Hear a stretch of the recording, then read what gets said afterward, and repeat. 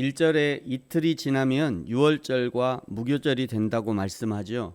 유월절은 여호와 하나님이 이스라엘 백성을 애굽 종살이에서 구원하신 것을 기념하는 절기이고, 무교절 역시 애굽에서 나오던 날 발효되지 못한 빵을 먹었던 것을 기억하면서 너희들도 발효되지 않은 빵을 먹으면서 하나님의 구원을 기억하라는 절기입니다. 이 모든 절기가 사실은 예수님을 예표하는 절기임에도 불구하고, 그러나 대제사장들과 서기관들은 어떻게든 예수를 잡아 죽일 생각만 하고 있습니다. 왜냐하면 예수님이 바로 앞장에서 예루살렘 성이 무너진다고 예언했기 때문입니다. 예루살렘 성은 대제사장과 서기관들의 삶의 터전이고 부와 명성을 가져다주는 장소, 즉 기득권의 핵심이었는데, 그것이 무너진다고 하니 예수님을 죽이려 했던 것입니다. 그러나 2절에 그들이 명절 유월절에는 하지 말자고 잠시 미루게 됩니다. 3절에는 순전한 나드 한 옥합을 깨뜨린 한 여자의 기사가 기록되어 있죠. 3절을 보십시오. 예수께서 베다니 나병 환자 시몬의 집에서 식사하실 때 한 여자가 매우 값진 향유 곧 순전한 나드 한 옥합을 가지고 와서 그 옥합을 깨뜨려 예수의 머리에 부으니, 베다니라는 동네는 예루살렘 성의 구석에 있는 나병 환자들의 집단 거주지였습니다. 나병이 발병된 사람들은 일반인들과 섞여서 생활할 수 없었기 때문에 일반인들과 접촉하지 않는 지역에서 집단으로 생활을 하고 있었던 것이죠. 예수님은 항상 가난한 자들, 병든 자들에게 관심이 있었기 때문에 자연스럽게 이 지역을 자주 드나드셨던 것이고, 사람을 가리지 않고 사귀며 사랑하는 예수님이 나사로를 만나게 되었고 친구가 된 것입니다. 지난 월요일에 고난주간의 첫째 날에는 나사로의 집에서 하룻밤을 쉬고 나오셨고, 목요일이 되는 오늘도 예수님은 먼저 베다니 지역으로 들어가셨고, 오늘은 나병 환자 시몬의 집에 들어가셨습니다. 나병 환자였지만 시몬은 잘 사는 부자였습니다. 왜냐하면 예수님과 그 일행을 그 집에 부를 정도였으니까 적어도 30명 이상 예수님의 12제자 그리고 예수님과 동행했던 당시에 예수님과 함께했던 그 많은 여자들까지 포함하면 적어도 30명 이상의 손님을 불러들여서 대접할 정도였고, 또 그들이 모여 앉아서 모임을 할 수 있을 정도였으니 어느 정도 규모가 있는 그런 집이라는 것을 알 수 있습니다.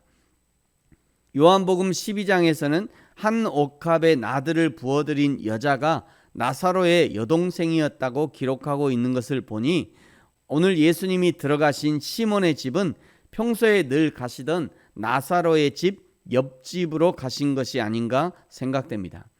참고로 오늘 찬송가 211장에도 값비싼 향유를 주께 드린 막달라 마리아 이렇게 찬송하고 있는데, 막달라 마리아가 아니라 정확하게는 베다니 마리아라고 해야 합니다. 당시의 여자는 시집을 갈 때 반드시 지참해야 하는 것이 향유였는데요. 시집 가서 첫날 밤에 남편의 발에 붓고, 그리고 그 남편이 죽으면 그 남편의 시신에 나머지 향유를 전부 부어드렸습니다. 마리아가 향유를 가지고 있다는 것은 비록 나병 환자 나사로의 동생이지만 그러나 평범한 결혼 생활을 꿈꾸고 있다는 증거일 것입니다. 그런 마리아가 자신의 향유를 예수님께 부어드릴 때 얼마나 많은 고민을 했겠습니까? 마리아의 모든 생각과 고민을 보신 예수님의 말씀이 8절과 9절입니다. 8절, 그는 힘을 다하여 내 몸에 향유를 부어 내 장례를 미리 준비하였느니라. 내가 진실로 너희에게 이르노니 온 천하에 어디서든지 복음이 전파되는 곳에는 이 여자가 행한 일도 말하여 그를 기억하리라 하시니라. 오늘 대한민국 광주 북구 중흥동 지하교회에서도 마리아의 옥합 이야기를 하고, 아마 고난주간을 보내는 세계의 수많은 교회들에서 오늘 목요일에 이 본문을 가지고 설교를 할 것입니다. 주님이 기억하시는 것이죠. 주님이 각 교회 성도들에게 기억하게 하시는 것입니다. 저와 여러분의 헌신과 봉사도 주님이 기억하시는 봉사가 되어지기를 예수님의 이름으로 축복합니다. 10절과 11절은요, 짧은 두 구절로 유다의 배반을 기록하고 있습니다. 10절, 12 중에 하나인 가룟 유다가 예수를 넘겨주려고 대제사장들에게 가매 그들이 듣고 기뻐하여 돈을 주기로 약속하니 유다가 예수를 어떻게 넘겨줄까 하고 그 기회를 찾더라. 아멘. 마리아의 계획과 유다의 계획을 대비해서 보여주시는 것이죠. 마리아는 예수님께 자신의 전부를 드려 예수님의 죽으심 장사를 준비했지만, 그러나 유다는 예수님을 팔아 자신의 배를 채울 계획을 세운 것입니다. 오늘 우리에게도 어떤 계획으로 살 것인가를 도전하는 것입니다. 나의 전부를 들여 예수님의 죽으심과 부활 그리고 다시 오심을 준비할 것인가, 아니면 예수님을 팔아 내 배를 채울 것인가.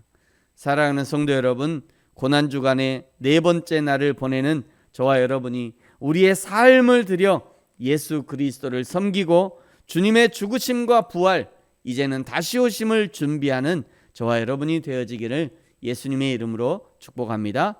아멘. 기도하겠습니다. 하나님 아버지, 감사합니다. 우리의 삶이 하나님께서 기억해 주시는 삶이 되게 하여 주옵소서. 우리의 모든 삶이 예수 그리스도의 죽으심과 부활, 다시 오심을 증거하는 증인의 삶이 되게 하여 주옵소서.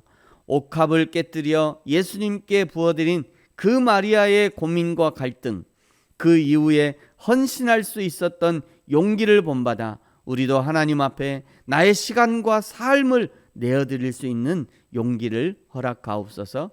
감사합니다. 예수님의 이름으로 기도합니다. 아멘.